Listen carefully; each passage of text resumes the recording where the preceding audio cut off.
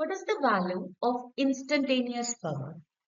The instantaneous power can be calculated using a dot product of force and velocity. So we can write force dot velocity, whereas force is given as 5 Newton in the question. But there is no detail about the velocity in the question, but there is an equation which is representing the displacement. It's known that the velocity of a particle is the rate of change of displacement with respect to time.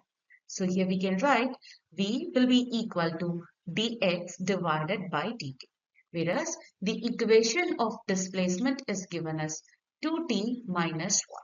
Now we can write V is equal d over t of 2t minus 1.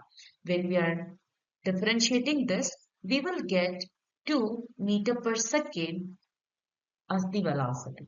So now we have a value of velocity and the force. So we can calculate the value of power is equal 5 times 2, 10 with a unit of watt. So the correct answer for the question is option C.